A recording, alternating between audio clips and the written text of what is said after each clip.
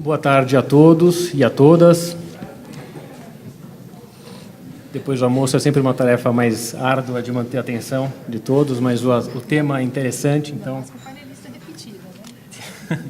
Certamente o tema desperta interesse de muitos aqui presentes.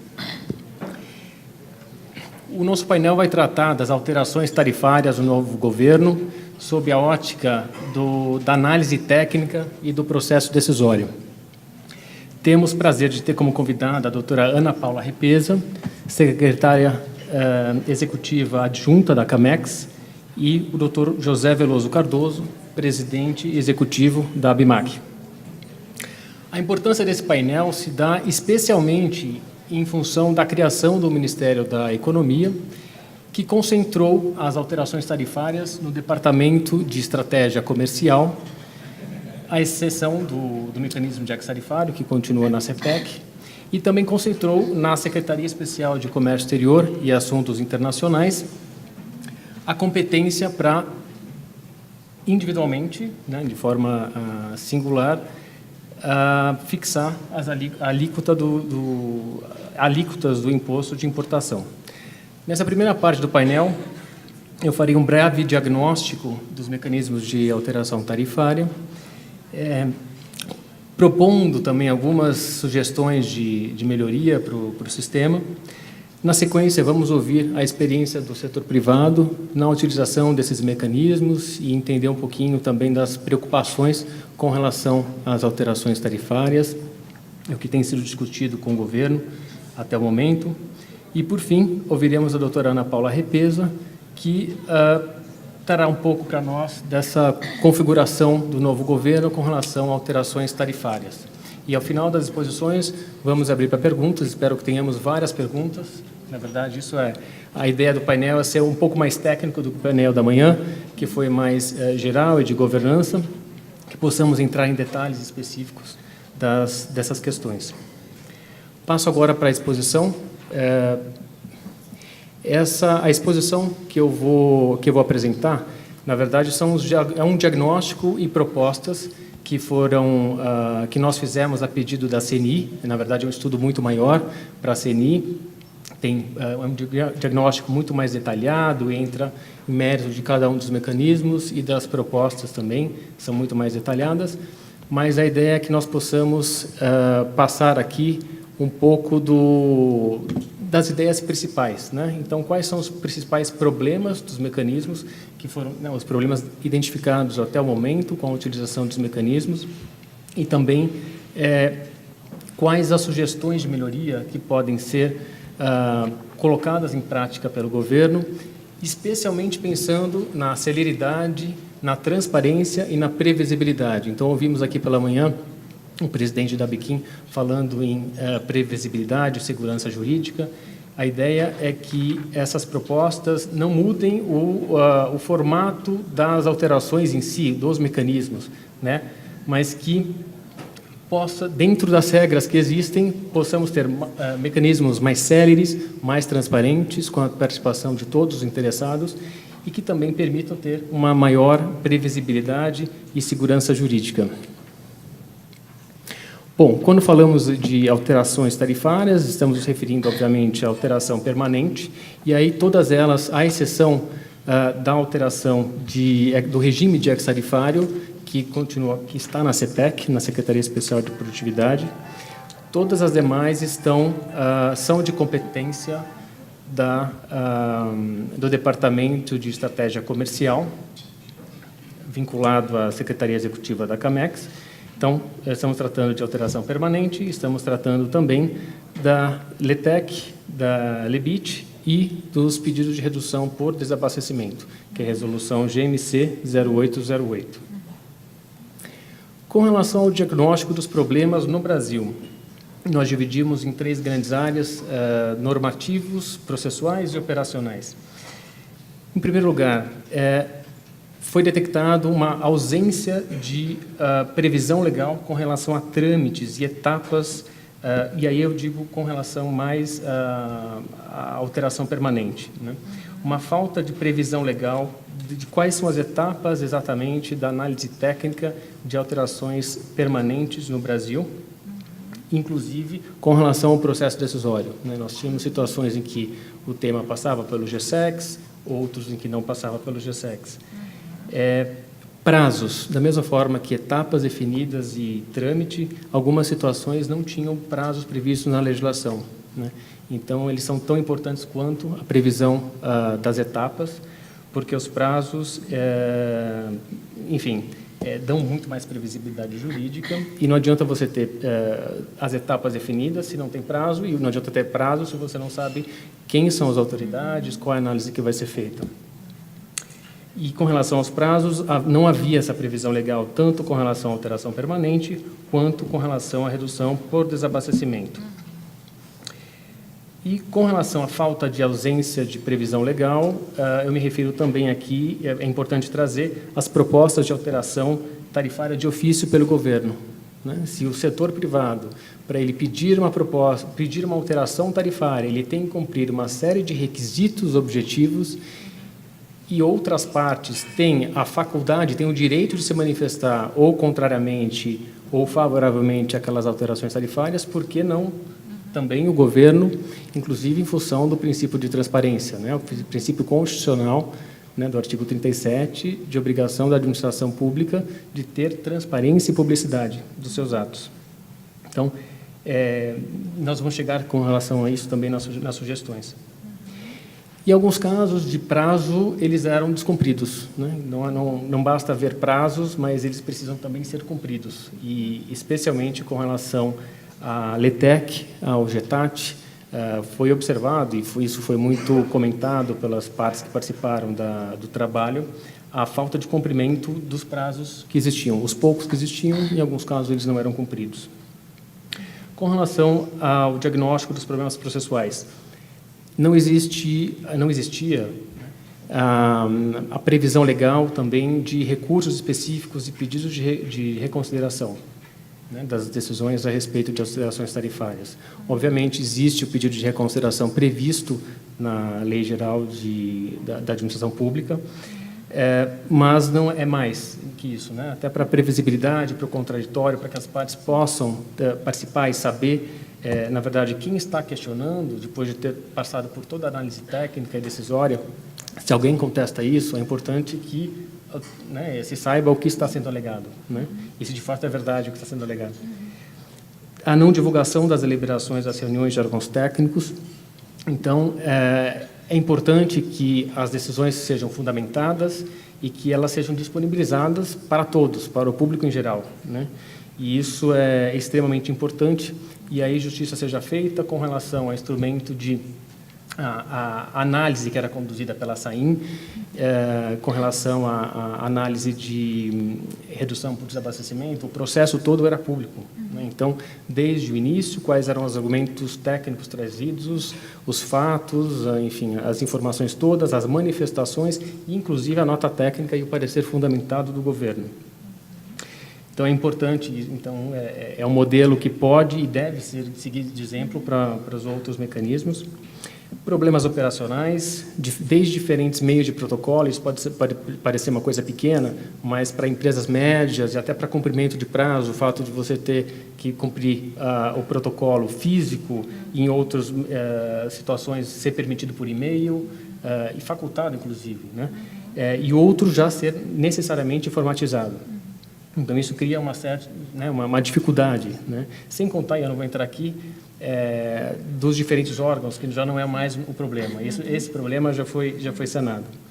E os níveis distintos de transparência das informações, né? Então, havia várias camadas de transparência, a depender do mecanismo de alteração tarifária, havia situações completamente diferentes. Então, no pleito de alteração permanente, não se sabia nem a identidade do pleiteante, né, e qual é a fundamentação técnica que era trazida pelos pleiteantes, também não era conhecida na alteração permanente, assim como na LETEC também, LETEC e LEBIT.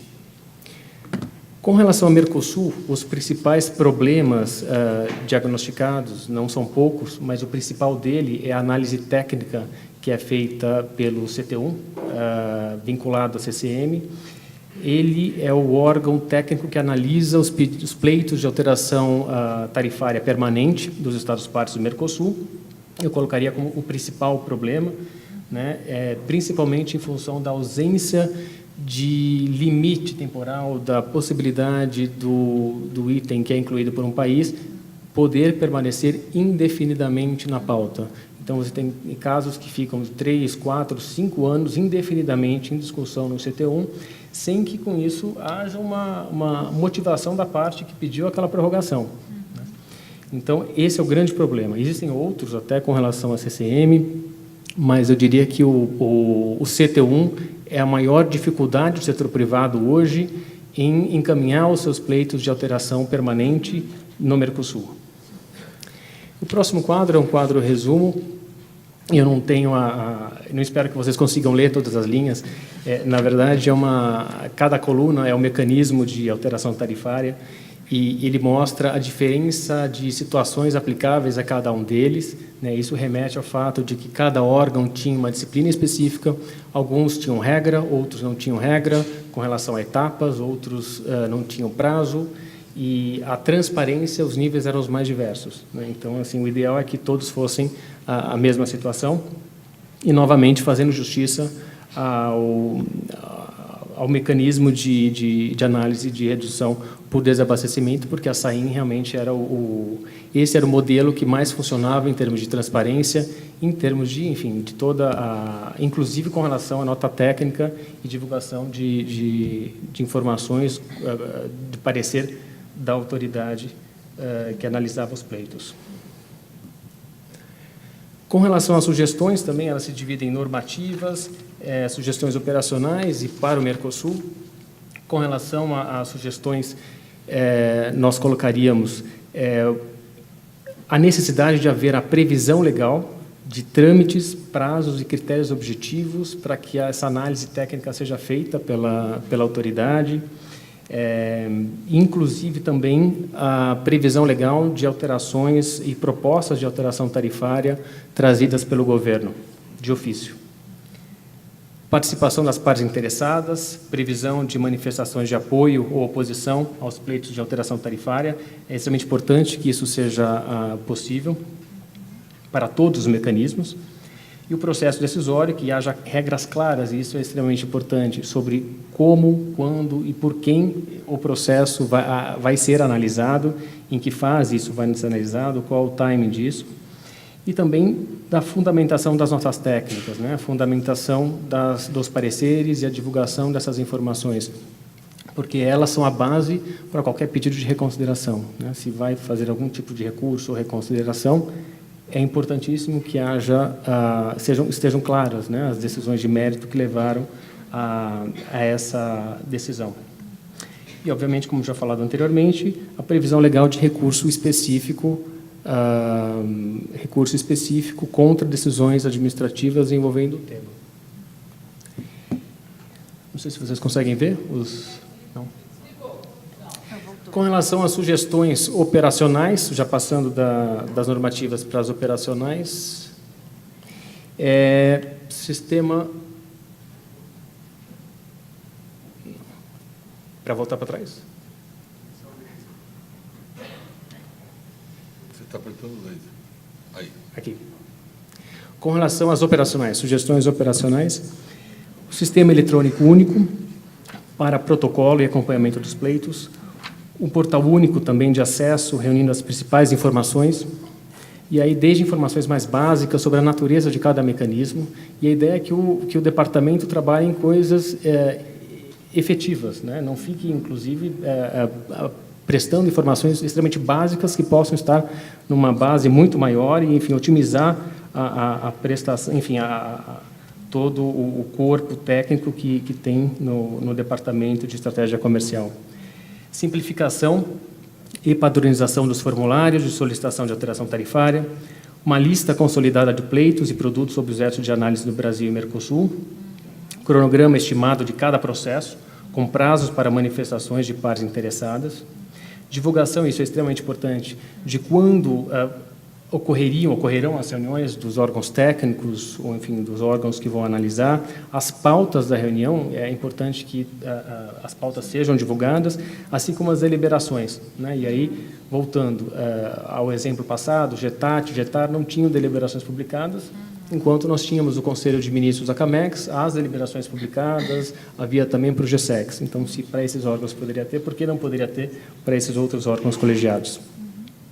E aí outras questões também, lista atualizada de alterações tarifárias em vigor nos Estados-partes do Mercosul, né? Porque hoje também é um buraco negro, se o setor privado quiser saber quais são as alterações tarifárias temporárias em vigor no Mercosul, como isso, quais são. Então, por exemplo, qual a lista de exceção do Paraguai, qual a lista da LEBIT do Uruguai, enfim. Então, isso é importante. Relatórios estatísticos também sobre os pleitos de alteração tarifária, solicitados e os concedidos. Com relação ao Mercosul, sugestão de imposição de limites temporais para a análise técnica, né, e também todo o processo decisório no Mercosul. Transparência, divulgação da íntegra dos pleitos de alteração pelos demais Estados-partes, né, porque muitas vezes aqui a questão entra como uma consulta pública, né, publicada agora pela CECINT, mas é extremamente importante que haja acesso à íntegra dos pleitos, né, que isso é divulgado para os membros, mas que isso seja dividido também para as demais partes. E deliberações virtuais e não apenas presenciais, como em outros casos, a própria CAMEX já tem essa experiência e outros órgãos do Mercosul têm a possibilidade de ter reuniões virtuais. Então, se existe uma reunião apenas trimestral da CCM ou apenas trimestral do CT1, porque não algumas questões em que você depende apenas de aprovação de um membro, porque ela não pode ser feita de forma virtual? Deveria. Né? Assim, não há nada, não há nem prejuízo, inclusive até uma economia de recursos. E até isso implica em decisões do setor privado, né, que está esperando ter uma resposta rápida, que muitas vezes, quando a situação vai para o Mercosul, a questão vai para o Mercosul, tem essa barreira. E participação do setor privado, se necessário, em algumas reuniões técnicas, para justamente quando há alguma dúvida por parte de outros Estados-partes, que o setor privado possa também apresentar esses esclarecimentos, se necessário. E aqui nós temos alguns exemplos de levantamento, né, dos pleitos de LETEC.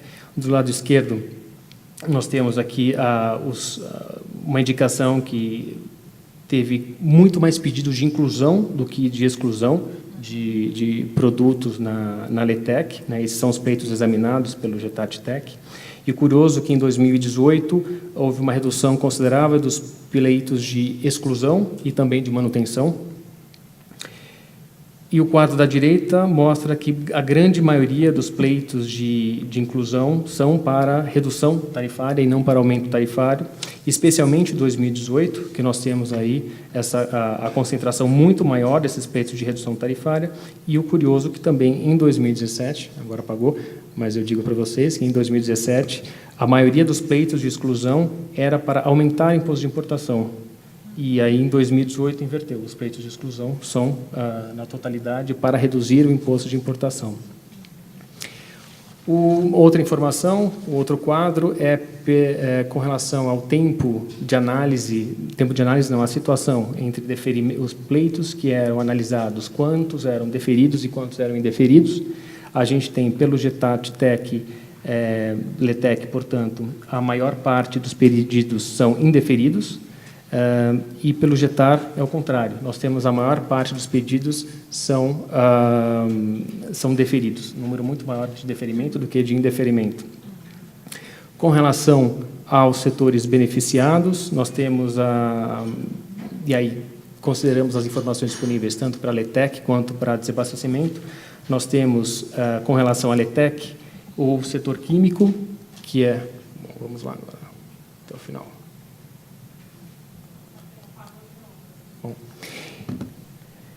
Com relação à LETEC, nós temos o setor químico, é o maior, né, o beneficiado pela inclusão de produtos da LETEC, 42%, seguido pelo setor farmacêutico, com 14%, máquinas e equipamentos, com 11%, alimentos e bebidas, com 7%. Ou seja, químicos, farmacêuticos, máquinas e equipamentos, isso LETEC. Quando a gente passa para o desabastecimento pelo Jetar. Nós vemos os químicos também, só que aí eles passam de 40% para 60%, farmacêuticos, 20% e alimentos, 7%. Então, isso fica, na verdade, esse era o último quadro, até que fica essa fatia azul, é o setor químico, e a fatia laranja dos farmacêuticos. Do lado esquerdo, a gente tem a Eletec, do lado direito, a gente tem o desabastecimento. Bom, esses eram os comentários iniciais do diagnóstico, e a CNI, inclusive, não pôde estar presente hoje, que também participou desse. Na verdade, o estudo foi a pedido da CNI. Eles estão hoje lançando a Agenda Internacional da Indústria, por isso que eles também não estão presentes, mas, em linhas gerais, esses são os comentários de diagnóstico e as propostas de aprimoramento. Passo agora, então, a palavra para o Dr. José Veloso, presidente executivo da ABIMAQ. Bom. Boa tarde, prazer estar aqui, agradecer o convite. Eu não sou uma pessoa do métier, eu não sou um burocrata da área de comércio exterior, né? Eu sou um usuário, né?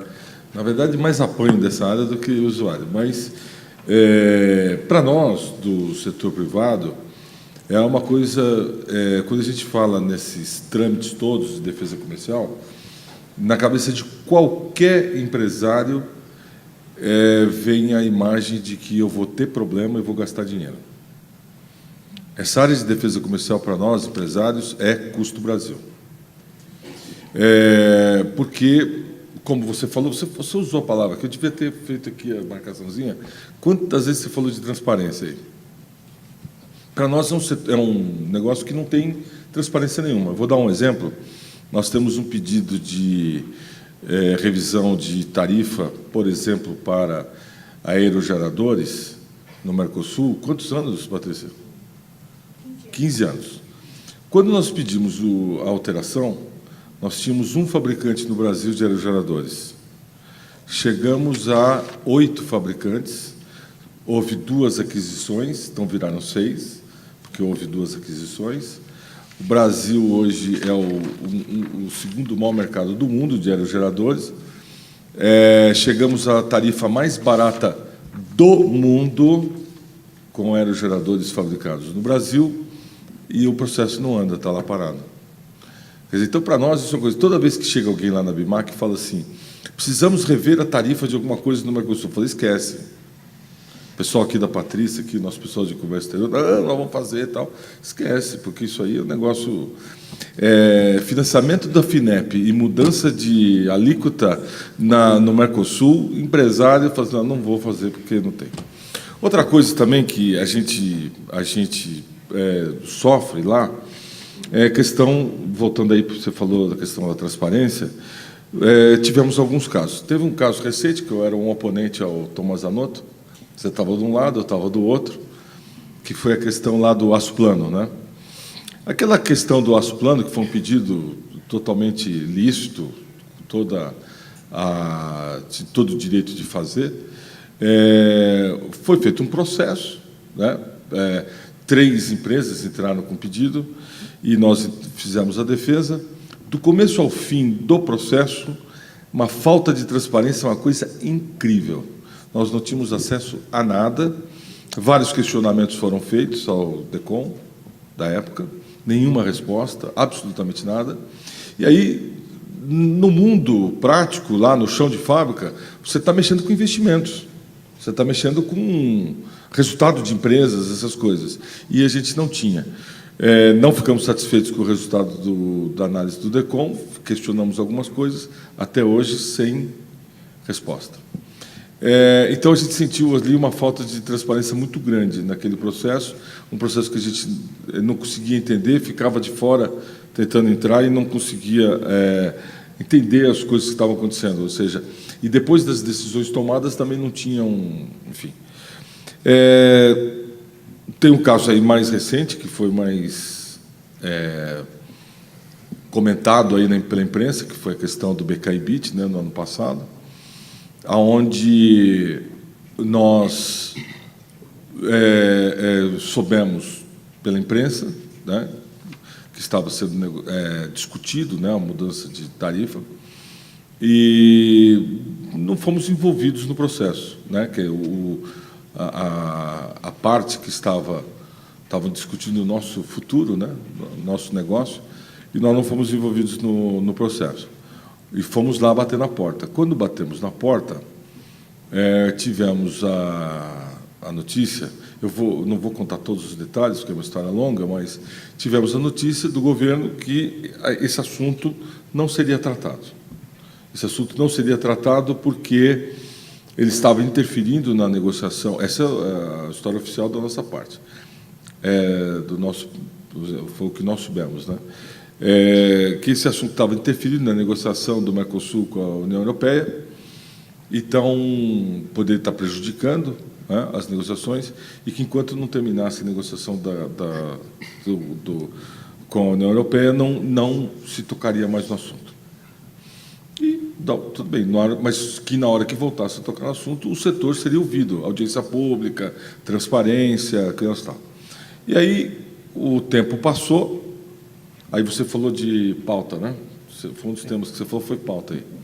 Aí o tempo passou, uma repórter da Folha de São Paulo me procurou e perguntou se a BIMAC ia fazer alguma coisa contra a pauta da Camex, que iria analisar o caso em dezembro.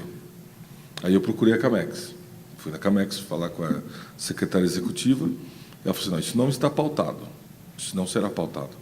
Não, mas eu estou achando estranho, porque eu tive a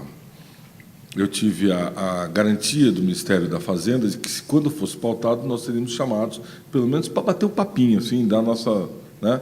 E não fomos chamados, então não vai ser pautado. Não será pautado. Isso foi uma semana antes da reunião. E chega na reunião, no dia 11 de dezembro, foi pautado como outros assuntos, foi deliberado por unanimidade e encaminhado para alteração da nossa tarifa. E já um cronograma de outras reduções até 2021. Aí foi a nossa coisa, aí aquele negócio, aí pegou fogo na floresta. Quando pegou fogo na floresta, eu sei que tem gente que fica chateado com, né? Aí na hora do pânico, às vezes você faz besteira, você fala demais, você briga com quem não deve brigar, tal. Mas nós tínhamos que apagar o incêndio. Mas para nós brasileiros que investem no Brasil, eu vou dar um número para vocês. O setor de bens de capital, para quem não sabe, é um setor importante da indústria de transformação. Dentro da indústria de transformação, nós somos 27,7% de toda a arrecadação da previdência privada. Setor de bens de capital, não estou falando de BIT, hein, que estava na dança junto.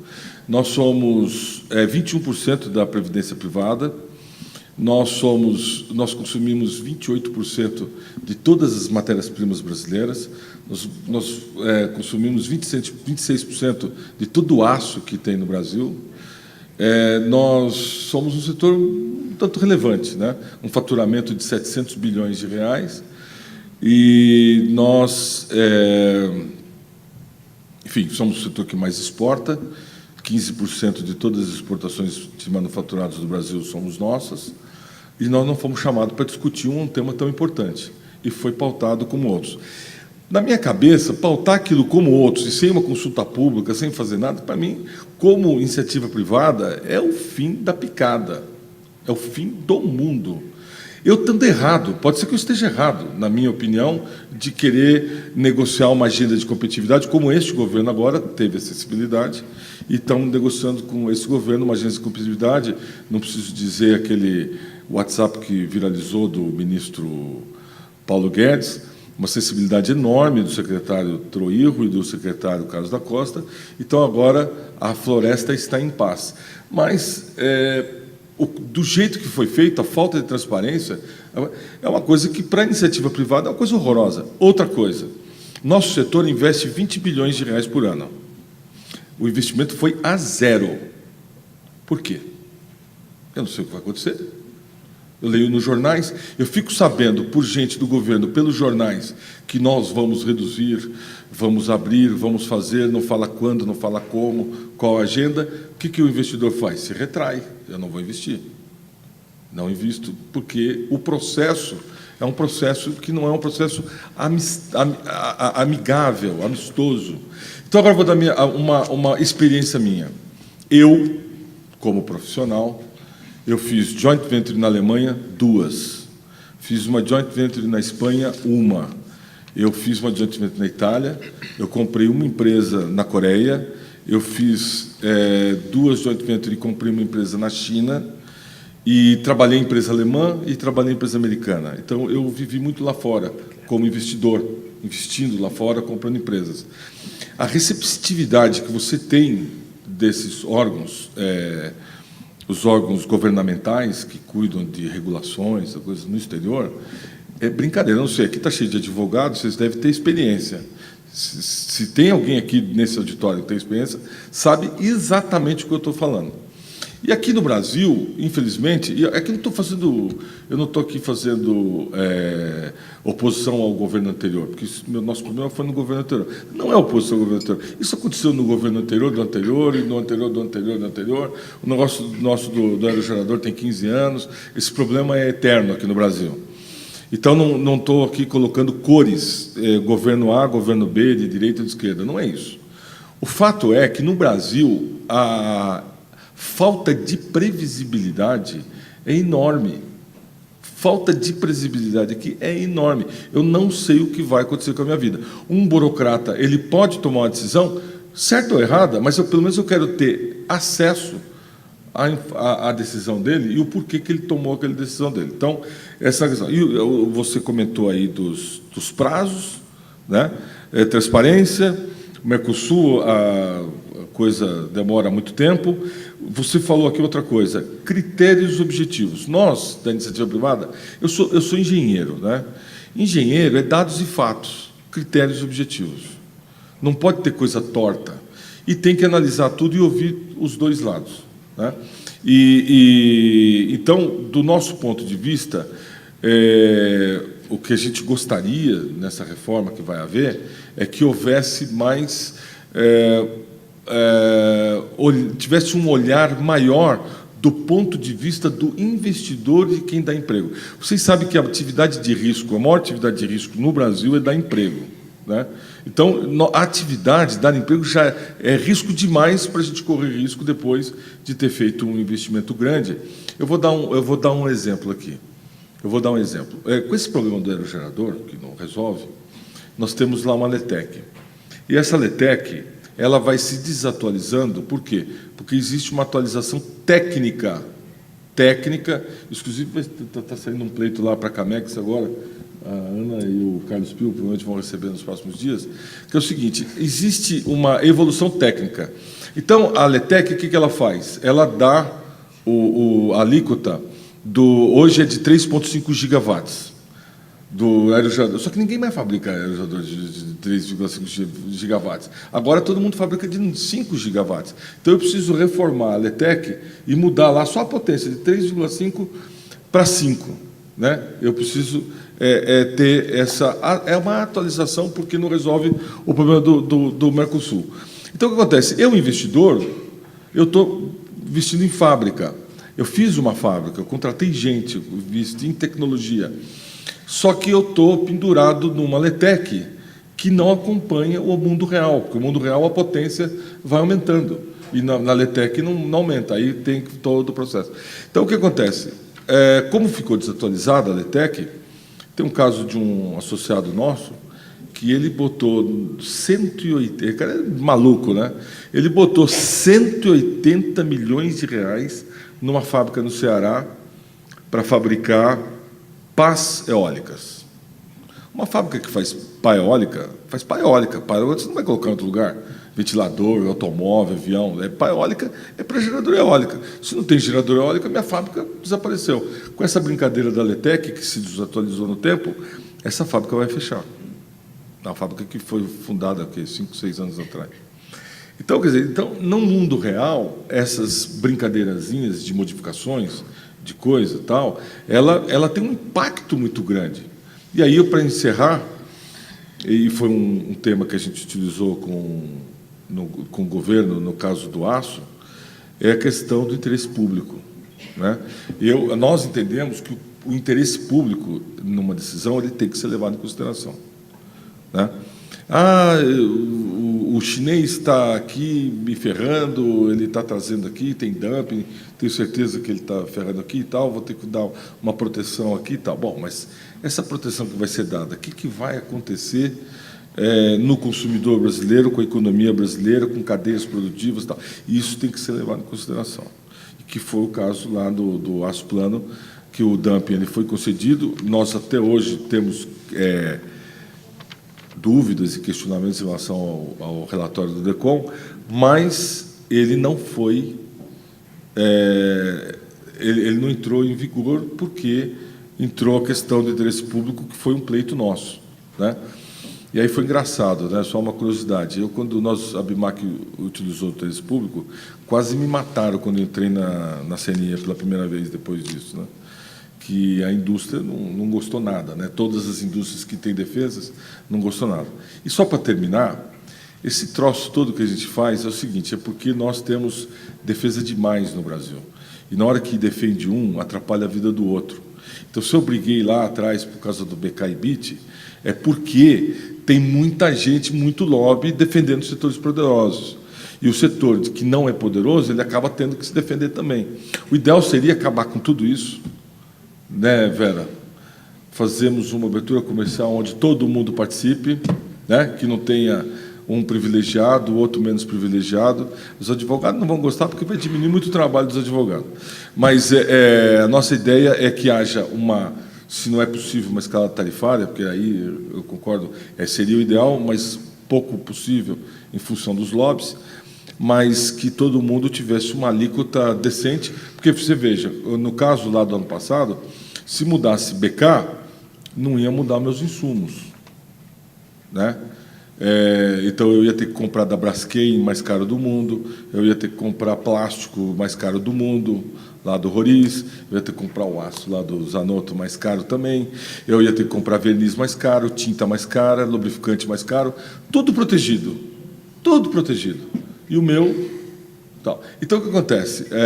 O que a gente precisa? Agora, saindo do termo técnico aqui, do risco do nosso negócio, o Brasil precisava, já que nós vamos ser liberal, todo mundo dentro do mesmo saco, né? Liberalismo para todo mundo. Nós entregamos uma proposta para o governo, a Patrícia trouxe alguns aí, quem quiser, Patrícia Gomes é a primeira aqui, nós fizemos uma agenda de competitividade do nosso setor, tem só 4 temas tratados aqui, que dá 4 temas que são 80% do nosso problema. Eu trouxe também um trabalho da Roland Berger, que é uma empresa independente, alemã, conceituada, dizendo do impacto que seria se aquela decisão do governo anterior tivesse sido adotada. Está tudo aqui com a Patrícia. Mas na nossa agenda de competitividade, ela fala aqui de escalada tarifária ou que todos tenham a redução tarifária por igual. Eu acredito que seria um grande ganho para o Brasil se o Brasil tivesse competência, junto ao Mercosul, de fazer uma revisão da TEC, uma revisão, mas uma revisão olhando do ponto de vista do aumento da produtividade do país, transparência e todos pagando iguais e todos dentro da mesma situação. E não, eu protejo o meu setor. Porque é o seguinte, ó, questão do leite, tá? Vamos falar da questão do leite em pó. Eu estava no mapa naquele dia por uma coincidência. Eu estava lá por uma coincidência. Então, vamos lá. Aí veio lá o cara lá, 28% de proteção. Eu acho um absurdo. 28% de absurdo. Aí o cara tem um dumping que vai a 42%. Aí o Ministério da Economia senta acho que era uma senhora que tinha lá, ó, vamos abaixar a tarifa de vocês, com uma condição, zero máquinas e equipamentos. Quer dizer, então é o liberalismo brasileiro. Liberalismo brasileiro. Eu quero proteção no que eu faço e liberdade em tudo que eu compro. E é isso que nós temos que acabar. E é isso que a BIMAC, ela tem alguns parceiros na indústria, principalmente aqueles fabricantes de matérias-primas, que não gostam muito, mas o que a gente entende é que o Brasil tem que fazer uma reforma nas tarifas e trazer todo mundo para o mesmo plano, e assim todo mundo ganhar competitividade, enfim, e é um grande... e tirar esse atraso que nós temos nessa confusão que é nossas tarifas. prejudicando o produto com mais valor agregado em relação às suas matérias-primas. Acho que era isso que tinha para falar.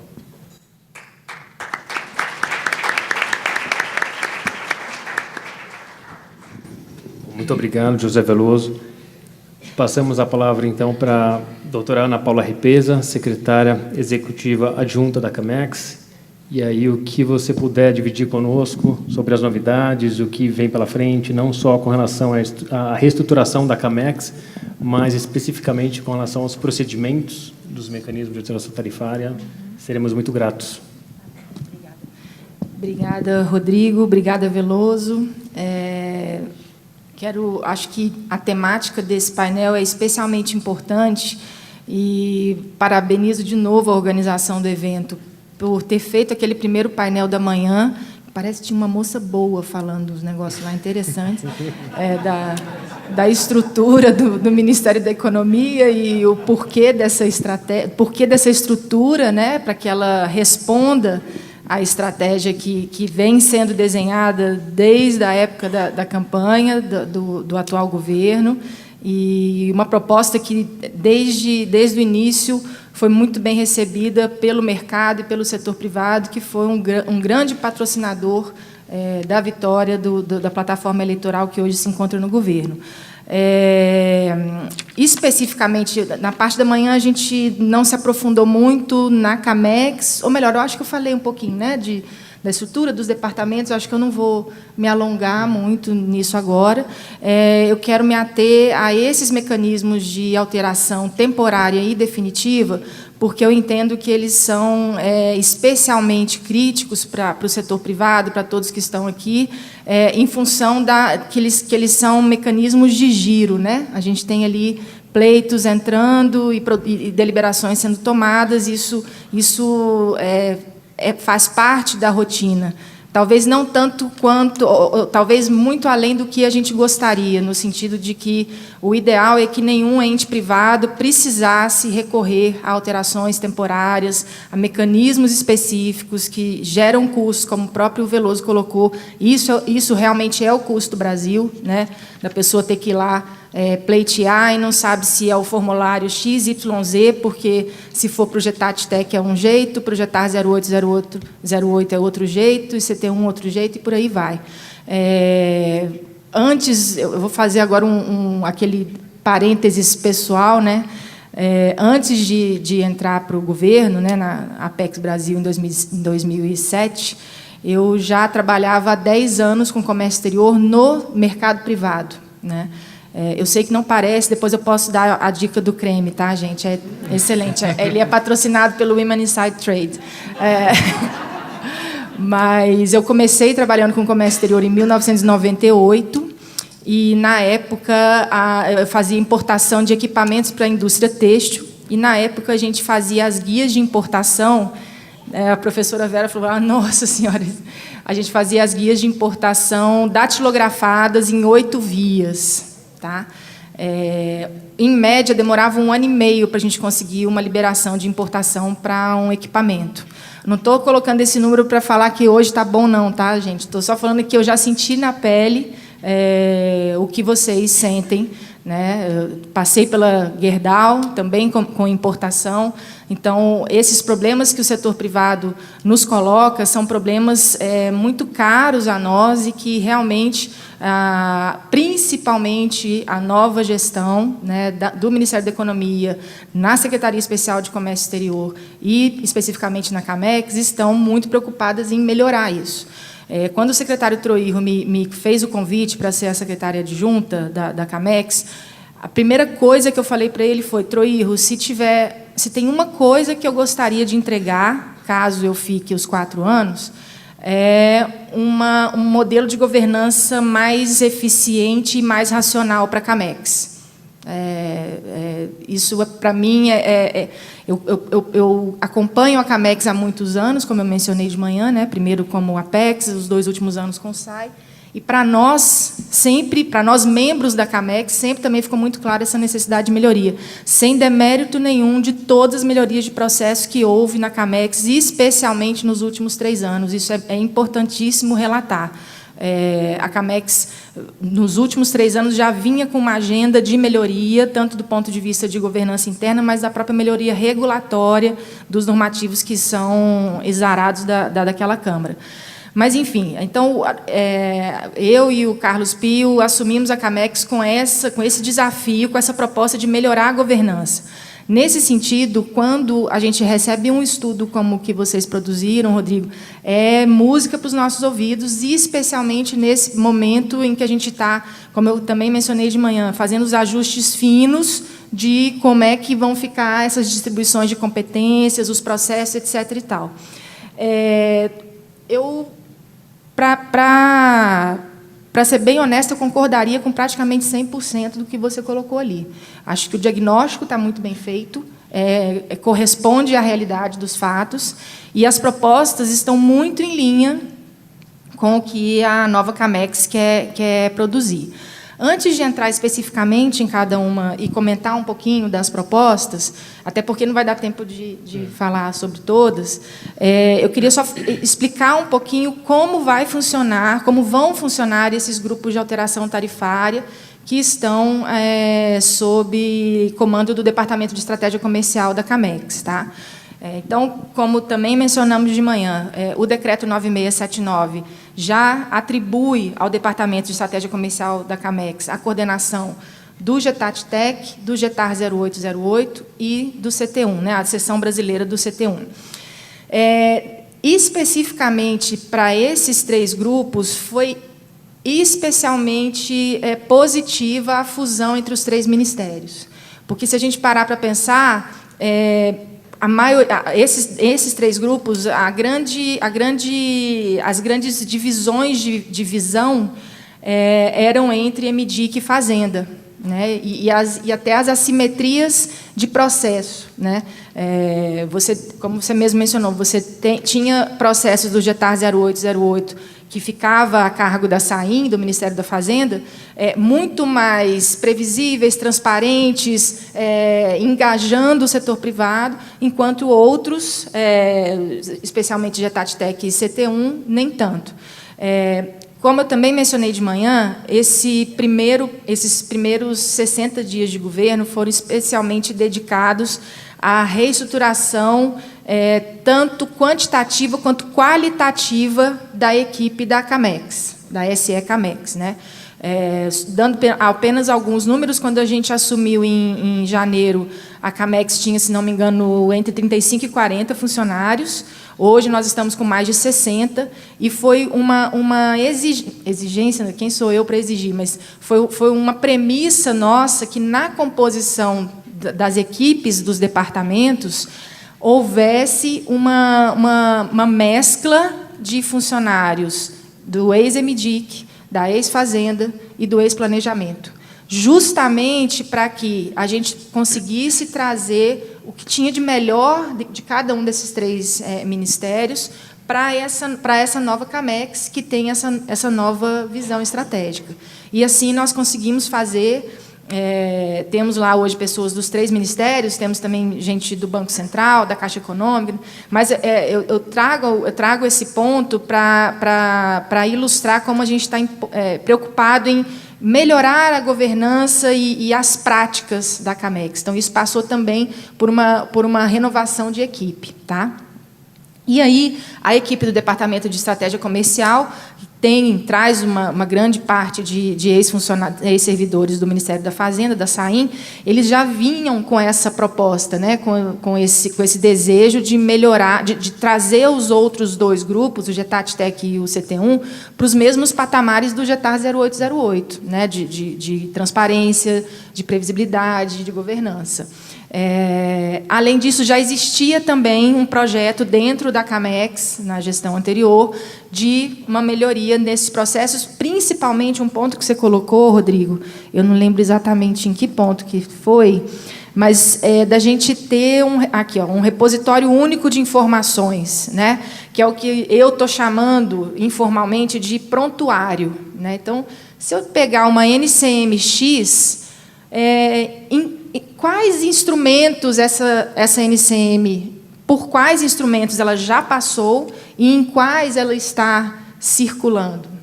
Por que isso? Porque muitas vezes a gente tem, ou melhor, sempre essa desinformação, essa assimetria de informação, ela onera tanto para o privado quanto para nós. Porque se o privado já sabe que existe um pleito daquela NCM dele no GETAR 0808, de repente, é mais fácil ele se engajar naquele mesmo pleito do que tentar um caminho pela LETEC, que talvez ele ache que seja a melhor solução.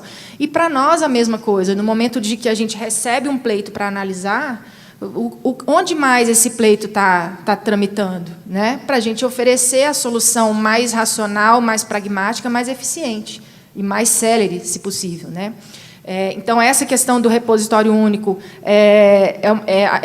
foi assim, no primeiro dia 3 de janeiro, quando eu pisei na Camex, foi a primeira coisa que eu falei. Eu falei, a gente precisa de um banco de dados unificado que eu possa buscar por NCM ou por CNPJ o que já tem de decisão e o que está em trânsito, em trâmite para ser decidido, né? Obviamente que isso não é uma tabela de Excel que você cria, né? Isso necessita de um desenvolvimento de sistema e de integração com outros sistemas que já existem, para que esse repositório de informação seja útil tanto para nós quanto para os privados, tá? Mas só para dizer que isso já era, inclusive, uma demanda nossa de melhoria.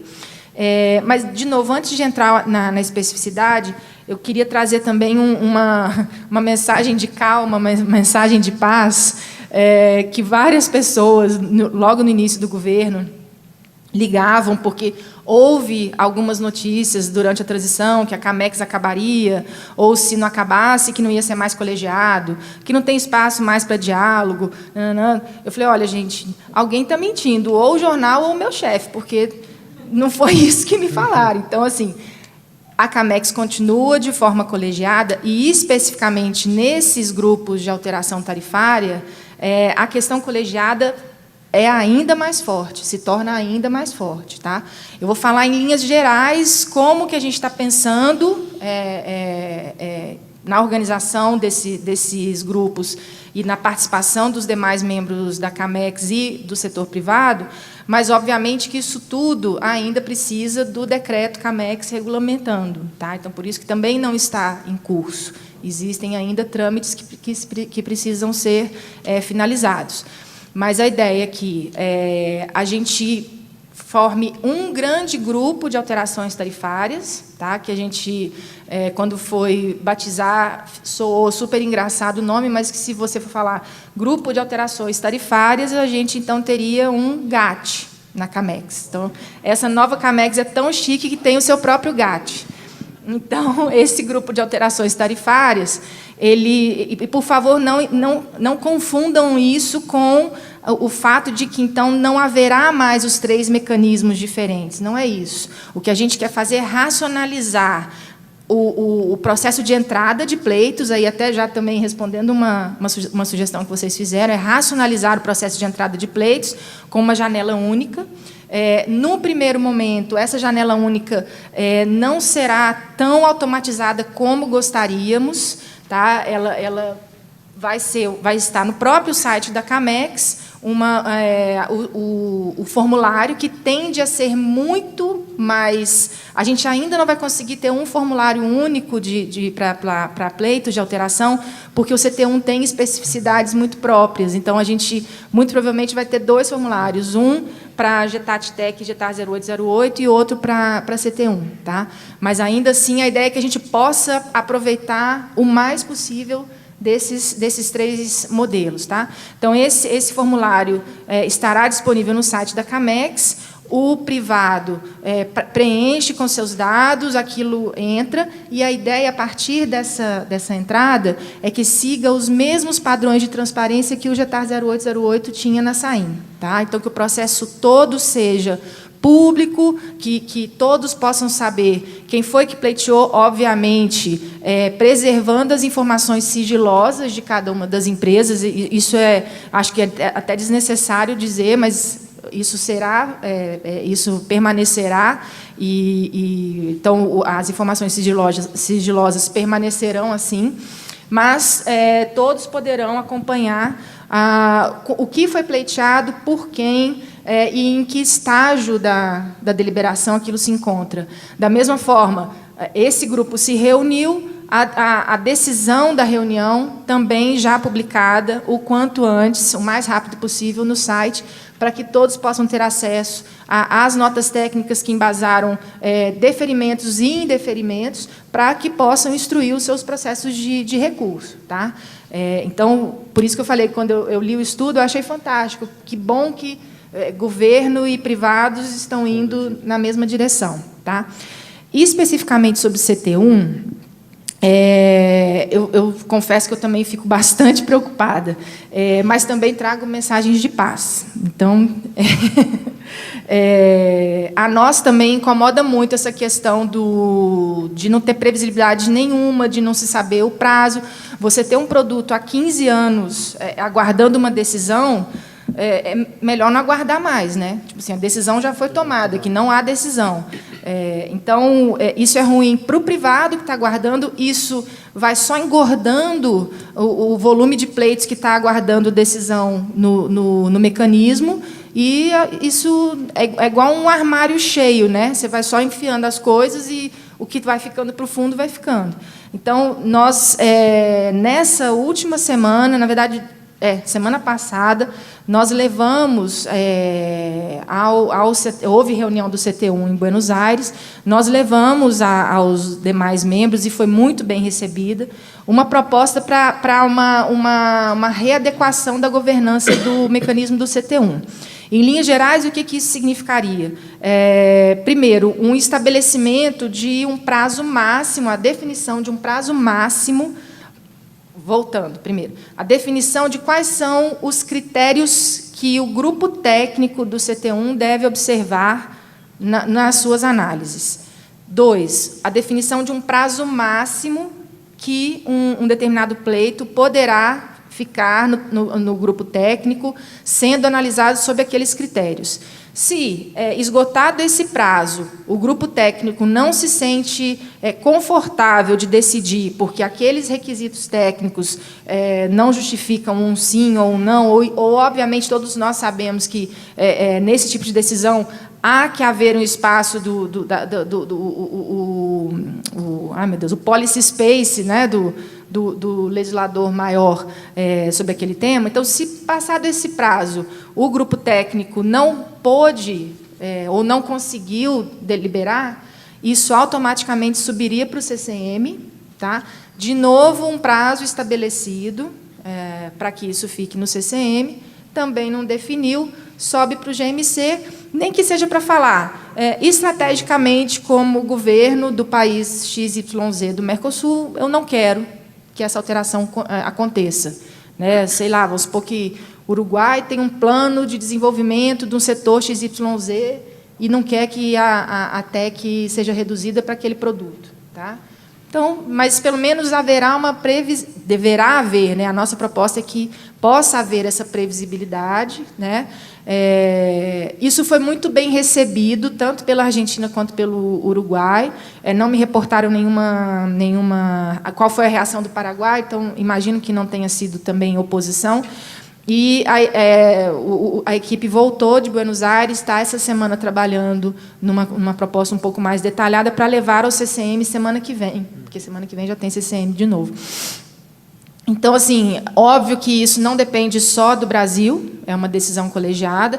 Acredito que possamos aproveitar a presidência pro tempore do Brasil no segundo semestre agora para tentar dar mais celeridade a essa agenda, porque o mote hoje no Ministério da Economia é muito em função de vamos racionalizar processos, vamos economizar. A questão do despacho virtual ou da reunião virtual é mais do que urgente, é impensável que, né, numa era de digitalização total, a gente precise se reunir, só possa deliberar pessoalmente. Né? Então, a figura da consulta expressa deve aparecer bastante na CAMEX, tá? Até na questão dos grupos técnicos mesmo, para tornar as decisões mais expeditas. E a gente quer que isso também se reflita no Mercosul. Deixa eu ver se eu tenho... Espera aí. Então, já falei de CT1. Lista consolidada, repositório. Eu acho que, em linhas gerais, o que a gente está pensando de melhoria é isso, a gente percebe essas mesmas questões, e estamos muito abertos a discutir qual é a melhor forma de implementar isso. Lembrei, eu queria chamar a atenção para um outro ponto que, quando nós levamos à Secretaria Executiva do Ministério da Economia essa ideia de ter um grupo único, né, o GAT, e fazer as coisas o mais uniformes e previsíveis possível, eles gostaram tanto da iniciativa que, eu não sei se vocês estão a par, mas existe uma iniciativa do Ministério da Economia como um todo, para todas as secretarias especiais, não só para a CECINT, relacionado ao que eles chamam de balcão digital, né? Que é uma lista de 1.000 serviços essenciais ao cidadão que deveria ser digitalizada. Obviamente que digitalizar 1.000 serviços é humanamente impossível em 4 anos. Eu acho que a gente tem que ser bem realista. Então, eles fizeram blocos de 30 em 30 iniciativas, e, quando nós relatamos para eles o que nós estamos pensando para colocar em prática do grupo de alterações tarifárias, eles puxaram essa iniciativa para o primeiro bloco de digitalização. Eles acharam tão interessante, tão relevante para a redução de custo do Brasil, até para a diminuição de custo de hora homem de servidor, né? Hora homem e mulher, senão as UITs me brigam comigo. Então, a ideia, essa iniciativa do Grupo de Alterações Tarifárias já está elencada nesse primeiro lote de balcão digital. Obviamente, também isso não significa que mês que vem já está digitalizado, né? Mas eu acho isso, nós vimos isso como uma sinalização muito positiva do Ministério da Economia, alocando recursos para algo que efetivamente facilita a vida do privado nos seus trâmites para alteração tarifária, tá? Então, acho que, em linhas gerais, é isso. Acho que é isso. Teve algum ponto do diagnóstico que você gostaria que eu comentasse mais? Não, alguma coisa? Cobriu todos. Tá, então, acho que, assim, em linhas gerais, é isso. E a gente espera realmente que a CAMEX possa auxiliá-los o quanto mais possível nessa agenda. E, especificamente, sobre ex-tarifário, como o próprio decreto 9679 coloca, né, isso não está mais ao encargo da CAMEX, está na CPEC. Obviamente que a gente tem a intenção de compartilhar com eles essas boas práticas também. A gente sabe que, no ano passado, o procedimento para a solicitação de ex também já foi transformado em forma eletrônica, né? E a gente pretende também compartilhar com eles essas boas práticas aí. Obrigada.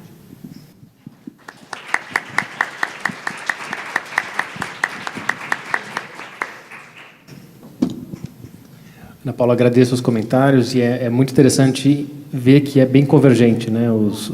As sugestões, o diagnóstico já era conhecido, e que as propostas também já estavam sob o radar do governo, especialmente a questão interna e também o Mercosul, o CT1. Vamos passar agora para as perguntas. Eu tenho 2 perguntas. Uma das competências do Departamento de Estratégia Comercial, na verdade 2. Uma é análise dos impactos de alterações tarifárias, isso previsto no decreto 9679, que o departamento vai analisar o impacto das alterações tarifárias, e ele também vai aproximar as práticas internas de alteração tarifária com as práticas internacionais. Qual é o timing disso em termos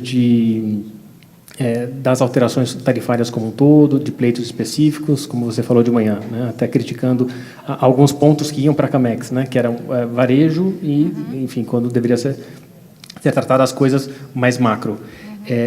Como se darão esses estudos? Para que eles servirão? Se eles serão mais de referência? Se eles serão disponibilizados? O que são? Posso já fazer uma pergunta também? Então, no novo processo de decisão das alterações tarifárias, como é que os outros ministérios vão se manifestar nessa nova CAMEX? E também como será tratado os prazos para os pedidos de contestação das alterações de tarifa? Então, para contestação, né, os prazos de contestação no novo processo.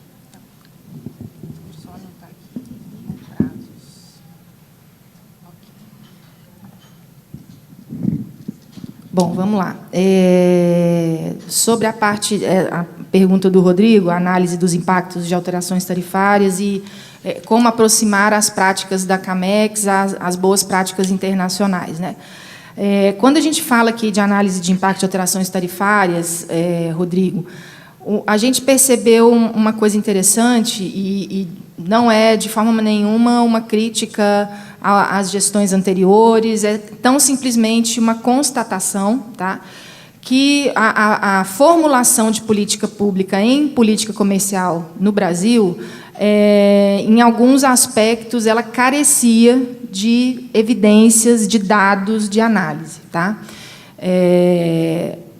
Não é surpresa que, há mais ou menos, acho que 8 ou 9 anos, quando eu conheci a professora Vera, ela me mencionou, não sei se a senhora lembra, que no Brasil não existia nenhum órgão do governo que tinha GETAP. Lembra disso? Há uns 8, 9 anos atrás. Né? E lá na Apex, nós fomos o primeiro órgão a chamar isso. Na época, eu era gerente de inteligência de mercado na Apex. Eu falei, não é possível que o mundo inteiro está trabalhando, analisando esses dados de uma forma de um equilíbrio geral dinâmico, e o Brasil ainda está fazendo análise de elevador, né? Exportação subiu, importação desceu. Não. Então, isso é tão simplesmente uma constatação de que não havia essa prática. Graças a Deus, acho que nos últimos 10 anos isso veio evoluindo, e a gente quis trazer a gente quis descrever essa competência como atribuição do Departamento de Estratégia Comercial, mas que fique muito claro que não é uma competência única. Nesse aspecto, especificamente, o Departamento de Estratégia Comercial trabalha em estreita parceria com a SESEX, e especialmente o DECOI, né, que é o Departamento de Estatística e de Inteligência. Então, a ideia, quando a gente fala de análise dos impactos de alterações tarifárias, é justamente analisar alterações tarifárias no que toca a como é que determinado movimento vai impactar aquele setor, a cadeia para frente e a cadeia para trás. Né? Obviamente, como o próprio Veloso colocou, não se pode defender um elo só da cadeia e esquecer dos outros. Então, quando a gente traz esse tipo de análise, é justamente para que a gente tenha dados para analisar. Né? Não significa... Deixa eu só concluir, Veloso, só um minutinho. Não significa que o dado frio em si é subsídio suficiente para a tomada de decisão, mas que ele passa a ser um elemento importante na nossa tomada de decisão. E aí, quando a gente fala de aproximar a CAMEX das boas práticas internacionais, é exatamente isso. Quando você pega organismos de tomada de decisão, pegue o USTR, pegue a Digitrade da União Europeia, pegue o próprio MOFCOM da China, né, ou o Ministério da Economia do Japão, a análise é econômica. A análise deve ser econômica. Por isso que eu comecei a nossa fala de manhã, no painel da manhã, dizendo que, talvez, pela primeira vez em muitos anos, a política comercial passou a ser entendida como um vetor importante, fundamental, da política econômica brasileira, e não da política externa per se. Então, quando a gente fala de análise de impactos e alterações tarifárias, é com base nesses dados e, obviamente, analisando isso do ponto de vista da competitividade, do ponto de vista de todos os elementos que compõem o tecido produtivo brasileiro. Tá? Com relação à pergunta do Veloso sobre como os demais órgãos se manifestarão nesses comitês, né, ou no comitê de alteração tarifária, eu acabei pulando essa parte na hora que eu estava falando. O comitê continua com um caráter colegiado. A ideia é que o pleito vai entrar naquele sistema que eu falei, né? Entra de forma eletrônica. O Departamento de Estratégia Comercial faz uma primeira análise com base em evidências, em dados, já analisando em que outros instrumentos aquela NCM também já está contemplada, etc. e tal. e submete um primeiro parecer. É o que já acontecia normalmente. Circula uma primeira nota técnica para os demais membros do colegiado. Caso nenhum dos membros tenha nenhuma posição contrária, essa já sobe direto uma recomendação para o secretário Troirro, porque a competência de definição de alíquota, de fixação de alíquota é dele, né? Então, caso nenhum membro tenha competência, alguma contradição àquilo, sobe diretamente para o secretário.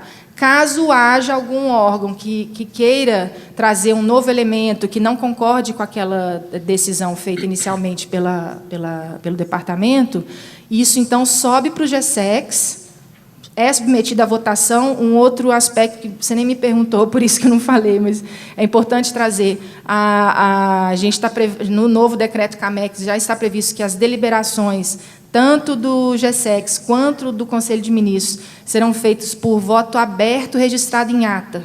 Eu acho que isso também é fundamental no processo de transparência. Então, não é mais, definiu-se por consenso, ou então, subiu para o Conselho de Ministros porque houve dissenso. Não. Isso, inclusive, reflete uma recomendação muito forte do TCU e da CGU, à CAMEX, em função de decisões tomadas no âmbito do COFIG, lá nos idos de 2009, se não me engano, 2009 a 2014, tá?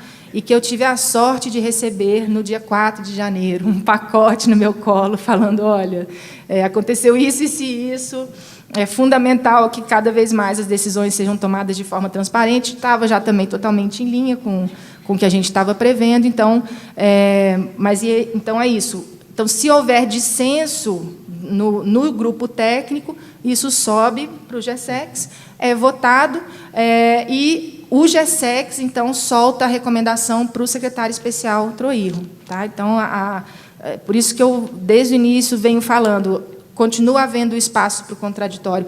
Na verdade, o que a gente está tornando mais célere se não houver dissenso, já faz o fast track, já sobe e já publica, entendeu? Se houver dissenso, claramente vamos debater e vamos encontrar a solução que seja a mais adequada do ponto de vista de política pública e de interesse dos privados também, tá?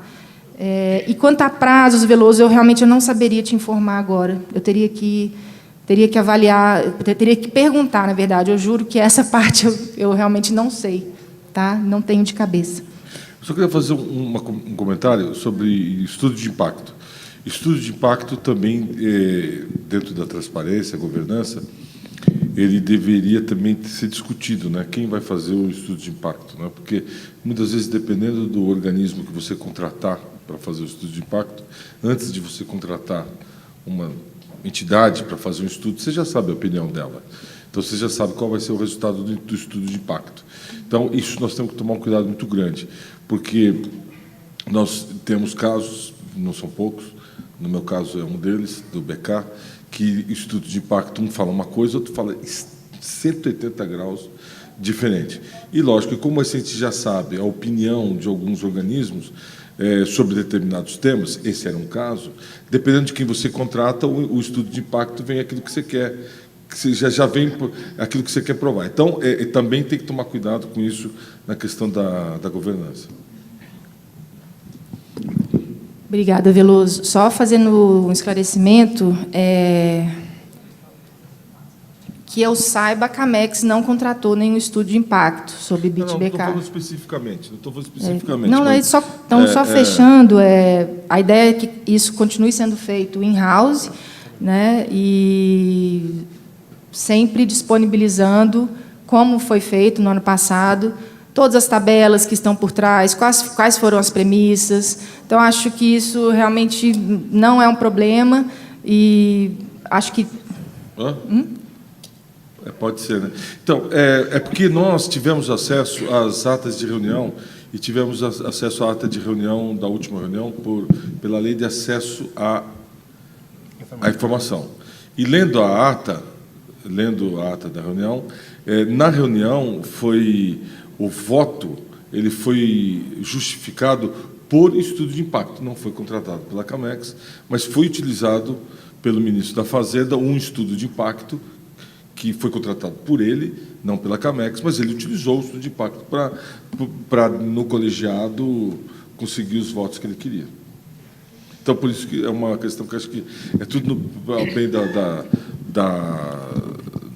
Bom, eu acho que não cabe nem a Camex e nem a nenhum órgão definir os parâmetros de contratação de estudo de impacto, que se assim fosse, então, era só a gente definir um parâmetro só e todos, públicos, privados, todos partiriam da mesma premissa. Então, acho que, assim, para nós, quanto mais estudos de impactos houver com resultados diferentes, só enriquece o debate. Eu acho, honestamente, eu não acho que seja esse o ponto. E com relação à divulgação das atas da Camex, não posso aqui responder pelos atos da administração anterior, mas até onde eu sei, eles também sempre são, as atas também sempre são publicadas, talvez não na celeridade necessária. Nós também já estamos trabalhando nisso. Isso já era um diagnóstico dos próprios membros da Camex, mas acho que também isso não é um problema, tá? Não vejo aí nenhuma situação de fricção com relação a isso. Bom, temos tempo para perguntas. Vamos abrir para perguntas. Vamos, no primeiro momento, para a nossa organização, limitar a 2 perguntas. Ok. Ok. Vera. É bem rapidinho, são só perguntas, é facinho de responder, tá? Bom, queria saber da Ana se estão pensando em algum tipo de força-tarefa para destravar os casos que estão parados no Mercosul, tá? E só para o Rodrigo, se é muito bom ver o que foi abordado nesse estudo que vocês prepararam para a CNI, só queria saber se vocês abordaram também a questão da legitimidade, de quem pleiteava, colocava esses pleitos, era muito obscuro, né? Às vezes era uma associação que ninguém nunca ouviu falar, às vezes era uma empresa só, às vezes era um grupo de empresas, não tinha muito essa análise. Eu já vi pleitos em que uma associação completamente obscura, desconhecida, que não representava praticamente ninguém, colocou um pleito e que andou o pleito, porque realmente não tinha... Então, se esse era um dos pontos que vocês também pensaram, enfim, sobre esse estudo. Segunda pergunta. Ana Luísa.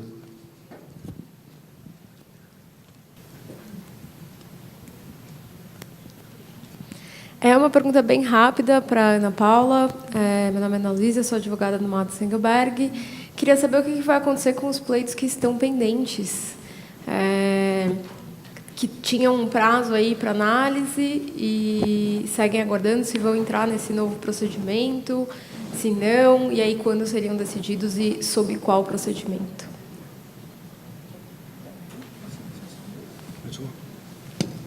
Marta.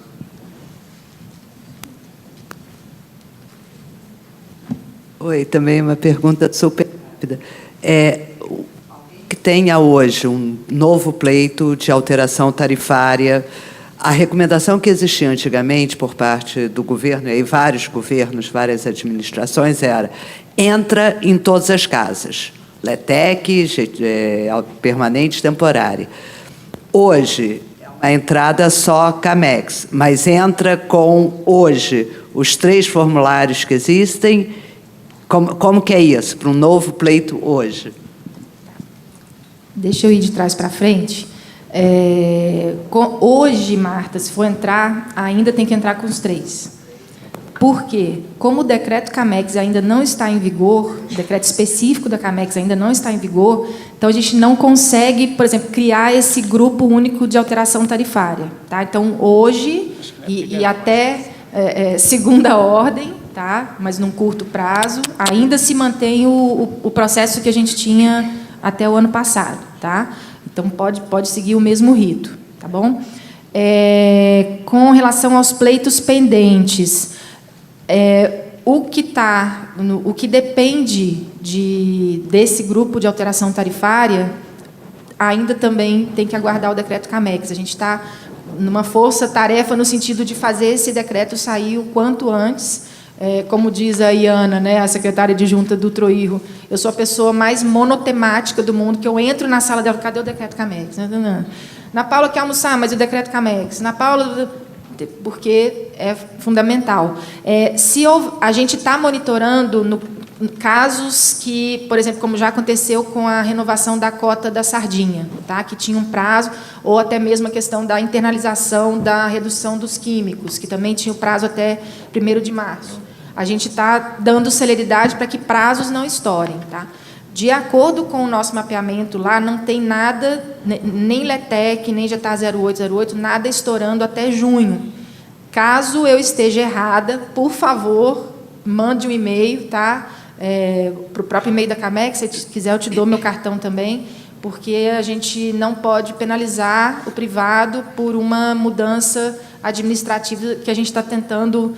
Eu estava explicando, não sei para quem, na hora do almoço, não me lembro a quem, que como o governo todo está mudando, a fila de atos normativos para serem analisados e publicados pela Casa Civil é enorme. Então, muitas vezes, não existe absolutamente problema nenhum com o ato, é só porque ele está na fila. Né? Então, caso haja alguma situação específica, por favor, nos dê conhecimento para que a gente não deixe isso se tornar um problema ainda maior. Tá? E com relação à força-tarefa para a CT1, sim, a gente tem um volume grande de pleitos do setor químico, especialmente, e a ideia é que a gente possa analisar isso, inclusive, em lotes, porque como é tudo do setor. Hoje em dia, eu estava levantando aqui, eu acho que a gente tem 282 pleitos no CT1. Desses 282, se não me engano, 270 ou 260 são do setor químico, que o setor químico argentino e uruguaio trouxe. Então, isso acho que a gente consegue analisar em batch, e aí os outros a gente dá o trânsito normal. Tá? E sobre a legitimidade é com você.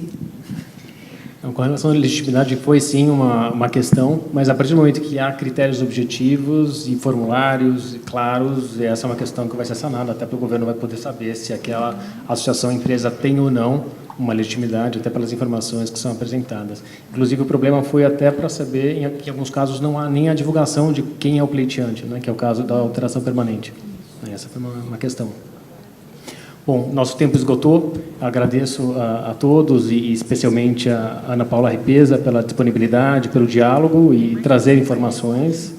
Temos? Não, mas comigo não. Não, hoje não. E, enfim, aguardamos ansiosamente o regulamento, o decreto da CAMEX, a nova regulamentação dos mecanismos e, enfim, manteremos a atenção com relação a esses aspectos. Sim. Eu que agradeço de novo, espero poder ter esclarecido aí algumas dúvidas. A gente sabe que tem muito mais, sigo à disposição, vamos conversar. A BIMAC, a gente está praticamente toda semana se vendo, então podemos continuar conversando. E agradecer de novo o IBRAC pela iniciativa. E agradeço a participação de José Veloso, em nome da BIMAC. Então, encerramos aqui o painel. Muito obrigado.